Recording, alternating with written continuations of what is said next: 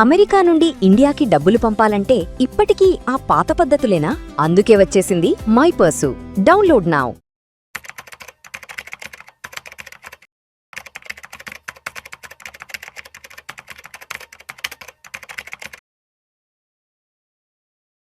ప్రేక్షకులకి మీ రామచంద్రమూర్తి నమస్కారాలు. ఇవాళ బిఎస్సి రీసెంట్గా సాత్విక్ 100 ఇండెక్స్ని లాంచ్ చేస్తుంది. ఏంటంటే ఇవి 100 companies, zero speculation. So break down ఏంటి అంటే మేజర్గా ఈ సాత్విక్ అంటే ఏంటి? So rooted in the idea of purity, clarity and ethical conduct ఉన్న కంపెనీస్ని ఫిల్టర్ చేసి వాటిల్లో ఒక 100 కంపెనీస్ని ట్రాక్ చేసి దాన్ని ఒక ఇండెక్స్ లాగా తీసుకొచ్చింది బిఎస్సి. సో ఈ సాత్విక్ ఫిల్టర్ అంటాం దీన్ని. సో 100 కంపెనీస్ కంప్లీట్గా ఇవేంటంటే నో టాక్సికెంట్స్ లైక్ ఆల్కహాల్ కానీ, బేవరేజెస్ కానీ, టొబాకో కానీ లేవు. అలాగే నో స్పెక్యులేటివ్ గ్యాంబ్లింగ్ లింక్డ్ బిజినెస్లు ఏమి ఉండవు ఈ కంపెనీస్లో. అలాగే అవాయిడ్స్ కంపెనీస్ అన్ఎథికల్ ప్రాక్టీసెస్ ఉన్న ఏ కంపెనీ కూడా ఇందులో ఉండదు. సో ఇది ఏంటంటే earnings, growth, scale, investing it's like Indian philosophical lens.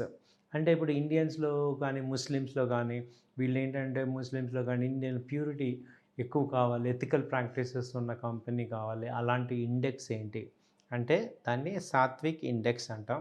So ఇందులో హూ యాక్చువల్లీ దీనిలో ఎవరున్నారు అంటే 100 stocks heavily and India's biggest names like HDFC బ్యాంక్కి 9% షేర్ ఉంది. అలాగే ఐసిఐసిఐ బ్యాంక్ 8% ఉంది. Reliance Industries 8%, Bharat Airtel 4%, L N T వచ్చి 4%. అలాగే ఇదే మంచి బ్లూ చిప్ కంపెనీస్ అన్నీ కూడా దీనిలో ఉన్నాయి. సో వీటన్నిటిని కలిపి సాత్విక్ ఇండెక్స్ అంటాం. వై దిస్ ఇండెక్స్, ఎందుకు ఇది మ్యాటర్ అంటే it's more than A value statement అనమాట. అంటే ఇండియన్ ఫిలాసఫీ స్టేట్మెంట్, ఒక వాల్యూ స్టేట్మెంట్. ఇది ఇన్వెస్టబుల్ ఇన్ఫ్రాస్ట్రక్చర్ లాగా. అంటే ఫండ్ హౌసెస్ ఏంటంటే వీటిని ఒక ఈటీఎఫ్స్ కింద కానీ, అలాగే ఇండెక్స్ ఫండ్ కింద కానీ ట్రాక్ చేస్తారు. అలాగే ఇది బెంచ్ మార్క్ ఎథికల్గా కానీ పిఎంఎస్, ఎంఎఫ్ స్ట్రాటజీస్కి దీన్ని వాడుకోవచ్చు. అలాగే it signals a bigger shift. అంటే వాల్యూ బేస్డ్ ఇన్వెస్టింగ్ ఇండియాలో బాగా గ్రో అవుతుంది. కాబట్టి ఈ వాల్యూ బేస్డ్ ఏదైతే కంపెనీస్ ఉన్నాయో వాటన్నిటికీ కూడా ఈ సాత్విక్ ఇండెక్స్ అనేది ఒక యూజ్ అవుతుంది. కాబట్టి బిఎస్సి లాంచ్ చేసింది. సో కాబట్టి సాత్విక్ ఇండెక్స్ మీరు కూడా ట్రాక్ చేయండి. ఏదైతే ఈ టాపిక్ మాట్లాడుతున్నామో మనం కూడా పర్సనల్గా కూడా మనం ఈ ఒక 6 మిస్టేక్స్, ఫైనాన్షియల్ మిస్టేక్స్ చేస్తున్నామో వాటిని ఇమీడియట్గా ఆపేయటం వల్ల మనకి ఫైనాన్షియల్ గ్రోత్ కూడా కనపడుతుంది. వాటిల్లో మేజర్గా ఏంటంటే స్పెండింగ్ వితౌట్ బడ్జెట్. మనం బడ్జెట్లో లేని వాటికి స్పెండ్ చేయటం మొదలు పెడితే మన పాకెట్ మనీ అంతా వేస్ట్గా ఖర్చు అవుతుంది. కాబట్టి దాన్ని స్టాప్ చేయకపోతే మొత్తం మనీ మనం కంట్రోల్ చేయకపోతే అది మనని కంట్రోల్ చేస్తుంది. మనం తెలియకుండా డెట్స్లోకి వెళ్ళిపోతాం. సో మీరు 1వ తారీఖే బడ్జెట్ వేసుకొని ఈ నెల ఏం ఖర్చులు ఉన్నాయి, సో ఆ ఖర్చులకు తగ్గట్టుగా కనుక మీరు స్పెండ్ చేయకపోతే మీరు ఫైనాన్షియల్ క్రైసిస్లోకి వెళ్తారు. అలాగే ఓన్లీ సేవింగ్, నాట్ ఇన్వెస్టింగ్. అంటే చాలామంది ఏంటంటే కొంత అమౌంట్ బ్యాంకులో సేవ్ చేసుకుంటారు కానీ ఇన్వెస్ట్మెంట్ చేయట్లేదు. ఇన్వెస్టింగ్ చేయకపోతే అసెట్స్ గ్రో అవ్వవు. ఓన్లీ సేవింగ్స్ ఏంటంటే cash it loses it's value. ఎందుకంటే ఇన్ఫ్లేషన్ ఈట్ అనేవే చేస్తుంది. ఇప్పుడు లాస్ట్ ఇయర్ ₹1,00,000 వచ్చే ఏ మెటీరియల్ అయినా ఇవాళ వచ్చేపాటికి 1,05,000 అవుతుంది. సో క్యాష్ అనేది వాల్యూ తగ్గుతూ ఉంటుంది. వేరేజ్ ఇన్వెస్ట్మెంట్ అయితే మనకి గ్రోత్ వస్తుంది. ఆ తర్వాత ఏంటంటే using credit card for life style.